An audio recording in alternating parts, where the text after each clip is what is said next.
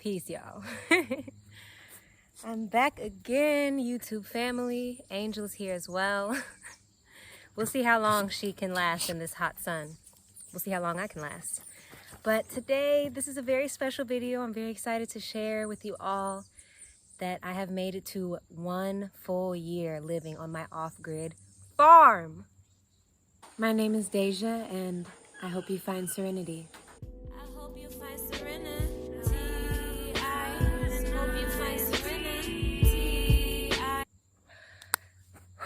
Wow, this has been incredible.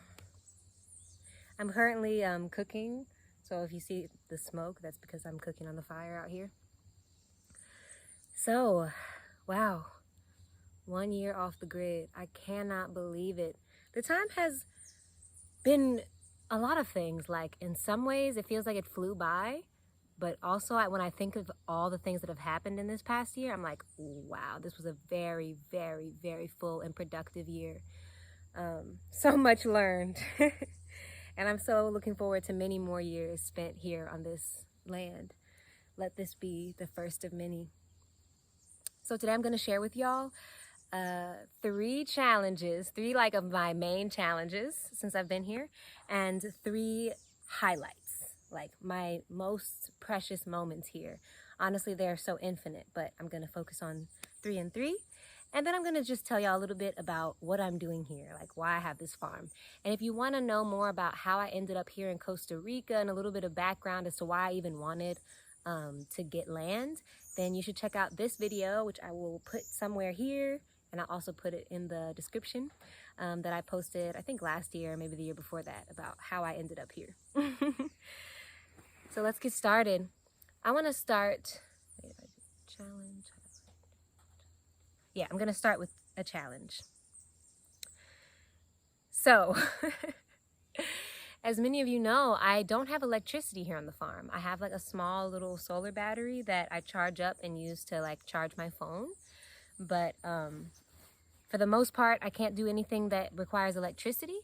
And that kind of pushes me to want to be in town quite a bit, like to leave and go places, because I do like to use my phone, not just like for communication, but also for taking pictures, videos, creating different things, and listening to music, listening to podcasts. So I do those things here, so I run out of battery pretty quickly.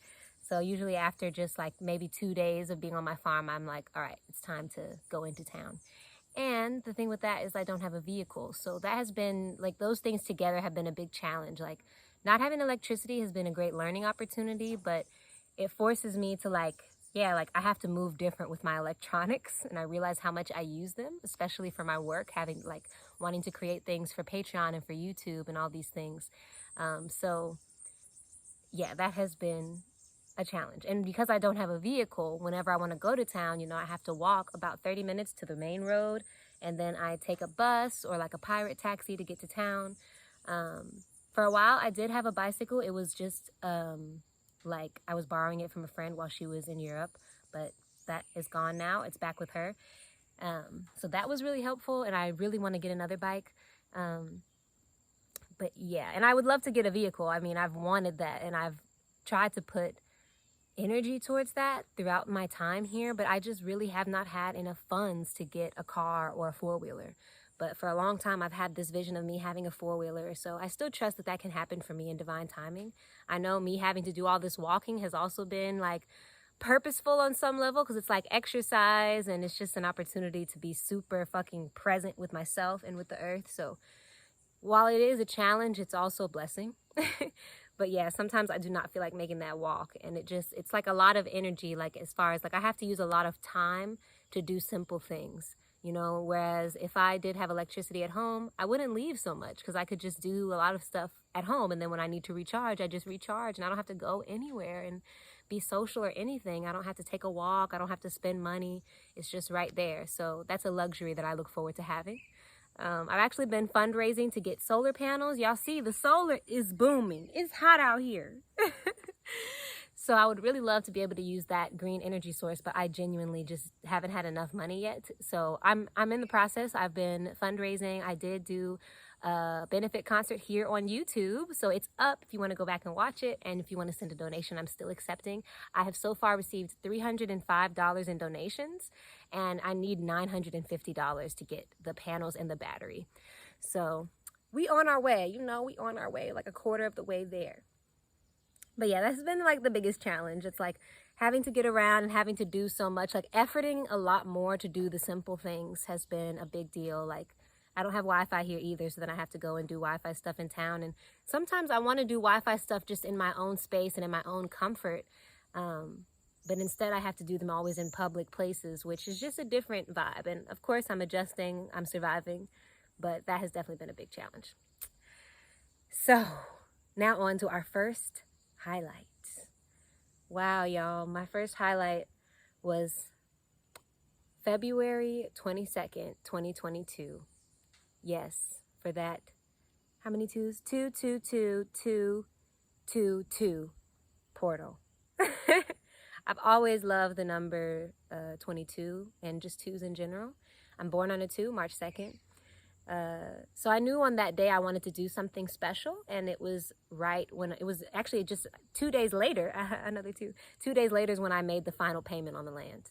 But on February 22nd, I came and I camped here for the first time by myself.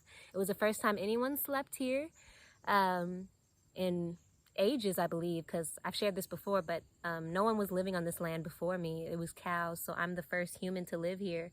I know the history as far back as like 40-something years. So I know within that time there's been no one here. So I got to come and really like connect with the land. I camped.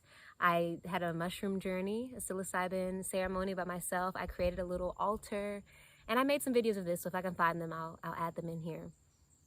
So yeah, I just like connected with the land for the first time on a deep level. I had visited it many times before that and sat with it and sang to it and done, you know, smudges and different things. But this was my first time spending so much time here. And that following day when I rose up was my first time realizing that the monkeys pass through here. Like every single day, hundreds of monkeys pass through this land. Thank God that the trees are still here so that they can pass. And yeah, like all 4 different species of monkeys in Costa Rica pass through here. In particular, there's 2 types that I see every single day, without fail. I see them in the rising and then again in the afternoon. And of course, before I had visited the land like during the day, so I never saw them because they pass like at 5 in the morning and then like at 5 at night. So yeah, it was my first time, and I woke up like mesmerized by all these monkeys. I was like, oh my God, it's hundreds of them. I can't believe it. They're on the land. And then as I continued to sleep here more throughout March, I was camping here on and off because I still had my old house that I was renting. And I noticed, oh my God, like they come through here every day. So that was really amazing. It's just such a blessing. And it's just mesmerizing when you're new to Costa Rica, like to see the wildlife here so up close and personal, and to see animals just in their natural habitat. It's like really beautiful because it's not something we grew up with. So I'm really grateful. All right, challenge number 2. So the water tank, that pesky water tank, really not the tank, but the water pump. So the first 6 months, you know, I lived here with no running water. That means I was going to the bathroom outside. Anytime I wanted to go, I have to go out. If I want to take a shit, I have to go and dig a hole. You know, you feel me? Real jungle shit. LOL. I hate when this happens. I always run out of storage in my phone. I have to stop mid-video and delete hella videos. But I'm back. So I'm talking about the second challenge, which has been just having the running water. The first 6 months, I did not have it. And that also included like showering. You know, if I wanted to bathe, I needed to go down the hill to the river to bathe, or to the other river. Or I would wait until it rained and I had a big bucket of rainwater, and I would like pour rainwater all over my body and have to wash outside, which honestly, that was sometimes fun, but it's just not always the vibe. Like sometimes I didn't want to have to go on a whole walk to go take a shower. And then I also like get kind of sweaty walking back up the hill. So I want to like just, well, I now get to, because I have the water, I get to just take a shower in my house and cool off right there.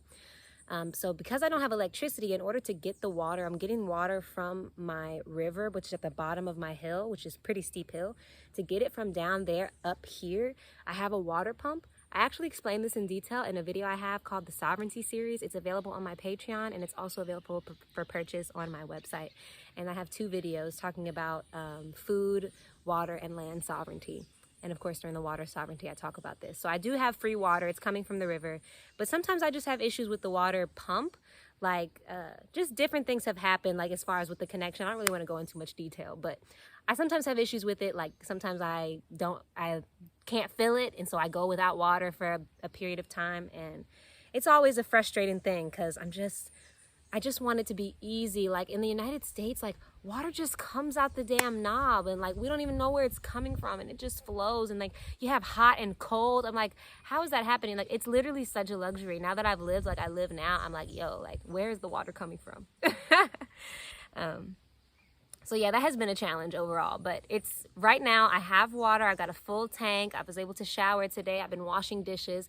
Now, being able to wash dishes is a really important thing as far as having water. Like I was really discouraged from even cooking before because you don't want dishes to pile up because they're like stank, you know. You want to be able to wash them pretty much right away, or at least rinse them right away. So that's another thing. Like when I didn't have the running water, that was a big part of the challenge, and like just making life harder than I want it to be. I want my life to be easy.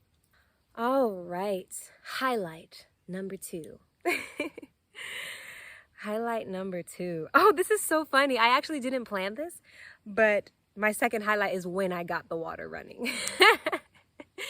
Because as I just said, it was such a challenge before. So that first time I got the water tank filled and I was able to turn the knob. And actually I remember that it was in October of 2022 and I had a retreat guest coming. Shout out to Imani.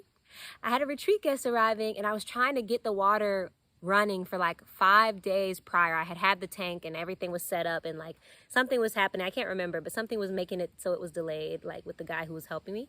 And I was so worried about not having water for my guests, because also for the toilet. Like I was like, I need to like have a toilet for her so that she doesn't have to go outside.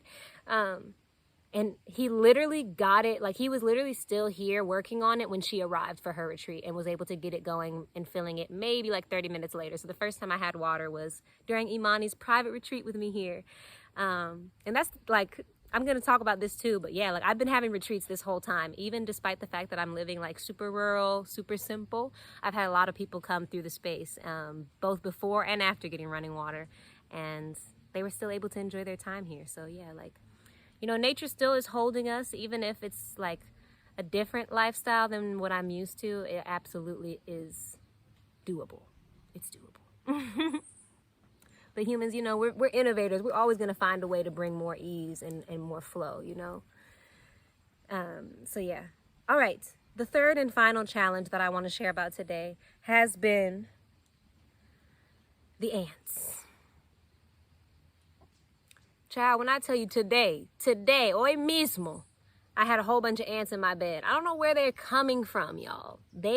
Ants are, I feel like the planet isn't even a rock. I think it's literally all ants. Like, it's nothing but ants in this bitch. Like, for real, they're everywhere. And it's funny because as a kid, I always hated ants and I always was talking about them like negatively. So I know that's why this is happening to me now. This is my karma, because now I live with the ants. They're everywhere. And a lot of the ants here are like the ones that they bite real hard, like, and they'll be everywhere. It's like there's nowhere to step. And then when you step on them, they're biting you. And it's like, bro, leave me some space too. I live here too.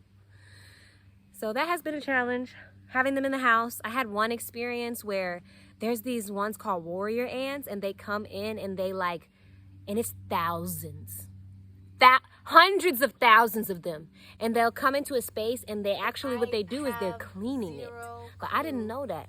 I just was in my house one day and I walked over to the kitchen to like grab something, and I noticed I saw a bunch of ants, and I started to move like the food that was over there because I thought they were after the food. And then I looked around and I realized they were everywhere. They were surrounding the whole house. They were on all the beams inside. They were on in all the crevices along the cement blocks on the sides of my house. Like, they were everywhere. The whole bathroom floor was completely covered in ants to where you couldn't even step.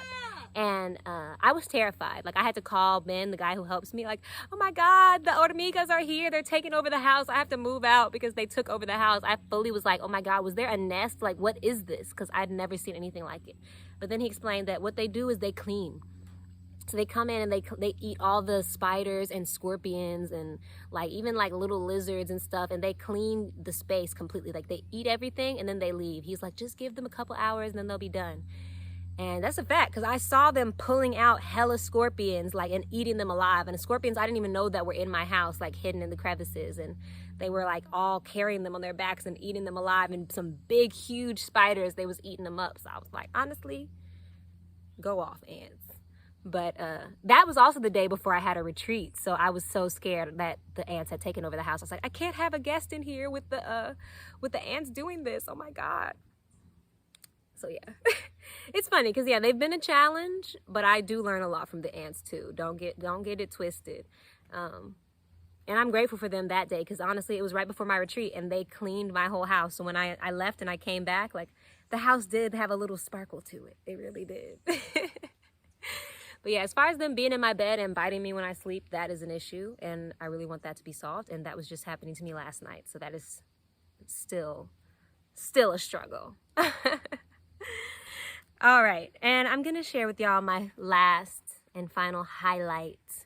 So I've mentioned throughout this video, I've had a lot of retreats since I've been here, but when I tell you like the most powerful experience I had here, I have a dear friend, Sister D. She's over in Haiti, building on her land. She's got a similar project going. She makes a lot of natural products. I'm gonna leave like her website link here, and yeah, I'm like, how did we meet? I think she found me through social media, and she came and did a retreat with me last April, right before I moved here full time. She was one of the people who did a retreat before the running water. And then she also hosts retreats, you know, in the Dominican Republic and in Haiti. So she wanted to come back to collab with me. So she brought a group of women in from Atlanta, women of all ages. I believe it was 7 of them, including her.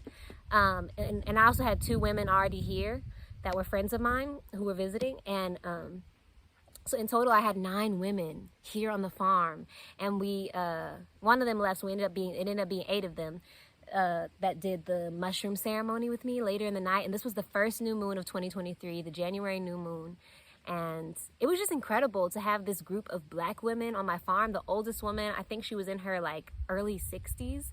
So it's just incredible to see. She might have been late 50s, early 60s. Like she might have been like 59, 60, 61 area, if I had to assume. Or she was older and she just looked good. But like to have an elder was like something that I really, really honor, because I love that older people are able to see and like respect what I do and to receive healing from me, you know, like that is so powerful. And it's also like I learned so much from my elders too. So I want them in the space, you know. I want to do things with people, not just people of my own age. I want to do things with elders, and I also want to do things with children. So, and then many of them were mothers.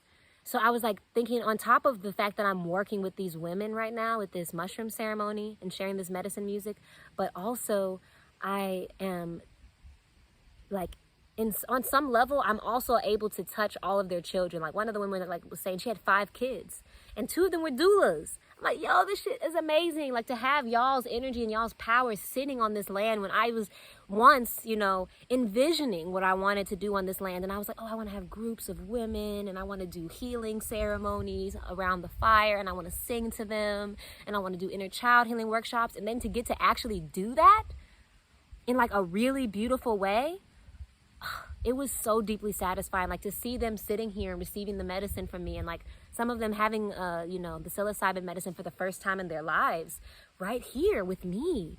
That is so sacred. That is so sacred. That is exactly what I wanted to, that's exactly what I wanted. That's exactly what I still want to do here. So that was the biggest highlight. That was precious, and it was the most beautiful ceremony I've ever had. Like we held each other in this big like hug embrace, like we sang to each other. The stars were insane. It was like something I've never seen before. It was something I've never ever seen before. It was incredible. It was incredible. When I think of it so fondly.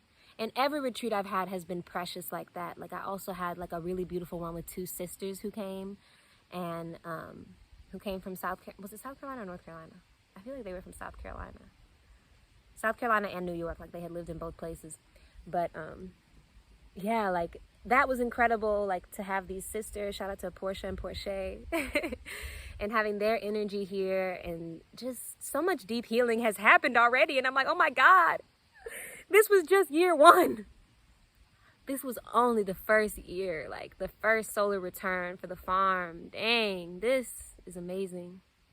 This is incredible. I'm so grateful. My feet are on the earth right now.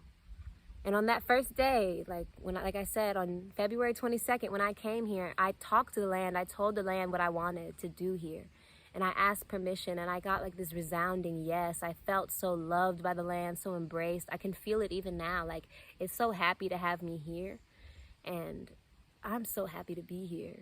It really is a reciprocal relationship, you know? And that's why I'm so intentional. I'm so mindful about how I treat this land. That's why I kept it as low, what is the word I want to use? Low impact as possible. My building, keeping it pretty simple. Like, these trees are from the land. You know, it's just divine. 1 year down, many to go. So those were my 3 challenges and 3 highlights. And I wrote down on my notes, like, after I shared this, I want to talk about what I do here. But through sharing that, I already told y'all what I do here, what I'll continue to do. I wanted to have land because I want to just have a space, you know, infinitely. It's something that I can build on, so that the money that I'm putting into it, it's like I'm putting it into myself, you know? And being able to plant things and grow things, and things like fruit trees take years to grow. So I want to own this place. I really don't own these lands, don't get it twisted. But, you know, have the space, have this, you know, level of permission to be here and to plant and to grow and to eat of this land, you know, to allow this land to provide for me. And I provide, you know, seeds and watering and nourishment and love and song, you know, and community and good vibes. And then it provides me with food to eat. And I'm still learning about that. I'm still getting right with my gardening. But I've already ate so much from the land, and that's incredible. And I want to have something that I can pass down to my children, my grandchildren, to my family. Even if my children don't want it, you know, somebody in my family will. Just to have land is like the most valuable thing, to just have a space. So I don't feel like I'm ever like in this space of being a slave to paying rent somewhere. I can really live a much slower life when I don't have to pay rent. I can live slow and intentional and really do what I truly want to do. It has taken a lot of focus, you know, to manifest this, to create this. It has taken me really for the past 3 years, I guess really just been two years, because it was just a year before living here. Yeah, like just focusing on what is it that I want, and also focusing on the feeling of my worthiness of this. Like, I'm worthy. I'm worthy to have a safe space that I can be, that no one can tell me to leave. And no one's asking me, I mean, I had to pay money, of course, in the beginning, but now I don't. So it's like no one's asking me for money all the time, so that I can lay my head down somewhere safe. Like, I just have a safe space, and also I provide a space. So now I can let people come in here. And some people pay me, some people pay for retreats, but I also have held a lot of space for people to come and stay with me for free, you know, friends, travelers. So it's like, it's a place that can hold me. And that is the most valuable thing. And it can hold not just me, but, you know, all these other reflections of me as well. It can hold my family. My mom wants to come here. She came before I had the house briefly, so she's walked on the land before. But there was nothing here, so she really didn't last too long because of the bugs. I would love for her to come again, and for many more members of my family to come as well. And now I have the space to hold them. So that's why, you know, that's my why. That's why I'm here. I'm so grateful. I love it here.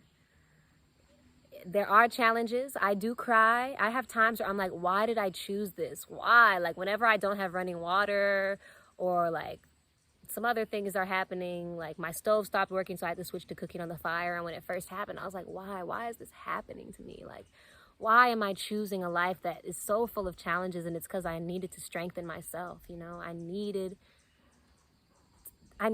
this strength. I needed this this intensive course. I needed to break down everything, every bit of myself so that I could see what was at the core and build again from there in a more sustainable way. And I feel more whole. I feel more at peace within myself. I feel strong as fuck. I feel powerful. I feel like I can do anything. I might cry along the way, but I can still do it. So yeah, that's how it's been. So thank you so much for listening. If you want to see and hear more, and if you want to help to support me to keep flourishing, I have a Patreon, and on Patreon I have, I think it's 15 or 16 vlogs starting from the beginning of getting everything built. I've shown a lot. I talk about a lot of the challenges that I've been through. I show so much on those vlogs, so they're all on my Patreon. So go check me out on there. I haven't done any vlogs lately because I haven't been doing as much building, but more arts are coming soon. And also just that financial flow is really, really helpful for me so that I can continue to do work here on this land. And I can continue to hold space for my retreats and my ceremonies here. So if you feel called to support, please do. I'm also always open to receiving donations if you don't want to commit to Patreon. And you can also learn more on my website. I hope you find serenity.com. So much love, balance, joy, and of course, serenity. Hope you find serenity.